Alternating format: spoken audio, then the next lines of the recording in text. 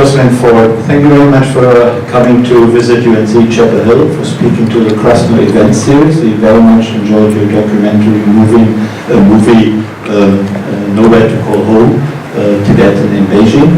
You've been, as a journalist and filmmaker, in Asia for many years, 35 years I understand. What made you go there in the first place? Serendipity. And what made me come here? Thank you very much for the invitation. We met. I found you a very engaged and interesting person, and this is the result. So essentially, when I was in college, I went to Oberlin College in Ohio. I didn't know what to do after I graduated. I needed to get a job, pay back the loan, and then one of the professors basically said, well, would you like to go to Japan? Because my cousin lives near an international friendship club, and they're looking for an American student to come teach English. So I went. Okay. You've been in China since 2001, mostly living in Beijing, but of course you visited many other parts of China. What is it like to work as a journalist in China since 2001, and has it changed over time? Well, change is the currency of journalism, and China is the fastest changing country on earth. So it's a fantastic place to be a journalist and a storyteller. It's a very important place for the rest of the world to understand, not just at a superficial level from trade, wars, or whatever, but what is the culture? How do people think? What are their norms? How are their norms different from ours, and how do we get along? So both the path of journalism, where you have to get used to the norms of information controls in an authoritarian country, as well as the development of the country and the change of the country, have all been fascinating, because China has become much more media savvy since I've been there. They've learned better how to control international media and control the international message that goes out around the world, and so it's endlessly interesting. You find it also working conditions and the living conditions for your profession just as good in Beijing as they are in New York or Washington or London or Paris? Well, I think it's in an authoritarian country, information control is extremely important, and so that means that our movement and our ability to talk to people is curtailed.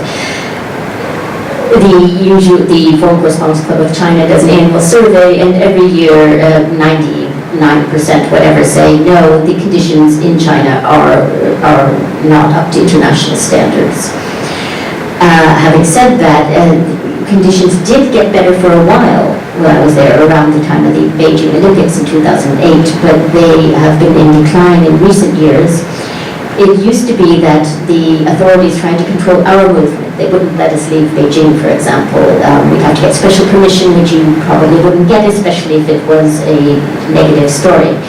But now they control the sources, and the message has gone out that if you speak to foreign media, it may not be good for your profession, if you're a professor or at a think tank, and if you're an ordinary person, there could be lead to very negative circumstances, especially if you're from a minority group, for example.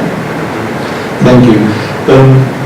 You produced that documentary movie some time ago, almost 10 years ago. You kind of started producing it, and it has been much applauded in China as well as in the West. Tell us about the response. Are they emotionally kind of influenced by the film? Do they want to know more? And do they ask you to make a sequel? So China is changing rapidly, and the audience reaction is also along generation lines. The story is about a Tibetan mother who is widowed, and she wants more than anything for her young boy to go to school to be able to learn to read and write, but the young boy's, his paternal grandfather does not want him to go to school or leave their remote village, so she sort of grabs him and brings him to Beijing, where she faces a lot of troubles as an ethnic minority and as an economically disadvantaged person, and the story follows them, and the boy eventually is able to go to school. I think that the response from the public in China, especially among the younger people, is that we didn't know that people in our society face such difficulties, and we want to do something about it, which I find incredibly encouraging. However, older people will often say, well, she shouldn't speak out. Who does she think she is? and she's losing face for the country. So I think through this film, I'm also able to witness the fast-changing society. A society that now, with young people having grown up with enough in their stomachs, they haven't wanted anything, now they can think of the other needs in life, the emotional needs. Maslow's levels of needs, I think, is what I've witnessed over the past 18 years. You are a radio journalist, and now you've turned into a filmmaker. How come? How did that happen? Serendipity, again. To be honest, it wasn't my idea to make a film. It was a Chinese friend who said, no one has ever told this story. We've never seen the world from the perspective of a rural Tibetan woman who's entering school. You must do it. And I said, forget it. I'm a professional radio journalist. I don't do things I don't know how to do. And he sweet-talked me into it and said, I'll give you a cameraman. You don't have to raise money. You just direct it. That's probably too good to be true, but let me start. By the time it became too good to be true and he got busy doing other things and dropped sort of this project, I was so engaged, I thought it was important enough that I continued. So it wasn't my choice to make a film, but I'm glad I made one. Will you make another one? We don't know. Has the situation of the Tibetans in Beijing or in other big Chinese cities, has the situation improved? I think it's important to recognize that being an uneducated Tibetan is quite different from being a Tibetan who might be going to university, for example.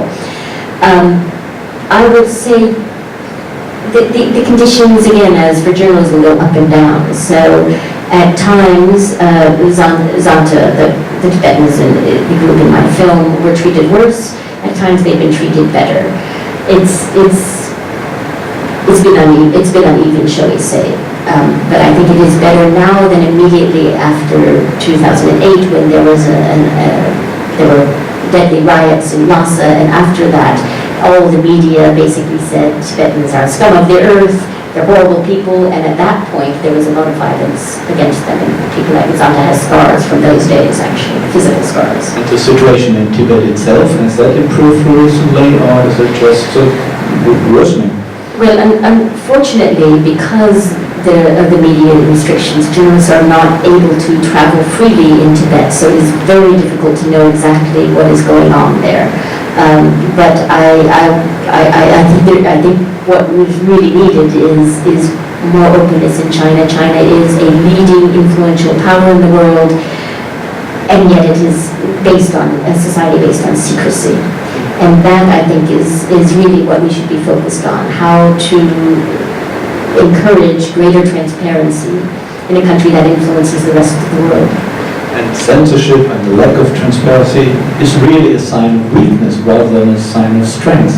And we would assume that China has the confidence to be, more transparent and to be more open towards journalists and towards the outside world. Yes, and I have witnessed China growing in confidence, obviously, in the past 20 years. The question is, and at one point the trajectory seemed to be going in that direction. Certainly when I arrived, any criticism was not taken very well. And that has changed somewhat as the country's become more confident, especially after the 2008 Beijing Olympics. However, in recent years, it's gone the other direction, and it would appear that at this juncture in history that China is becoming less confident.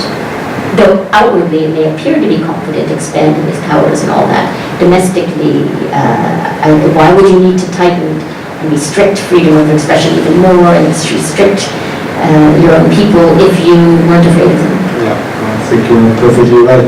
I can recommend your film, your movie, to everyone who is interested in what's going on in China, what is the world of minorities, and the personal fate of people from these minorities. So the fate they have in life and how they try to overcome that fate. So it's a very good, very impressive, and also very emotional movie. But for people who weren't lucky to be here tonight, who couldn't watch the movie, how can they get hold of it? So there is a website. It's www.tibetaninbeijing.com. So if you can remember Tibetan in Beijing, all one word, there's a trailer there, 3 minutes, that can be watched for free, it can be rented for a nominal fee. So that's the best option. Can we buy it on Amazon? Not at the moment. I'm not very good at the business side, so I haven't gone out and put it out there. Amazon listens, they should really take it up. We hope so. So thank you very much for your appreciation. Jocelyn Ford, thank you very much for coming and talking to us, and thank you very much for your visit to UMC Chapel. Thank you. Thank you.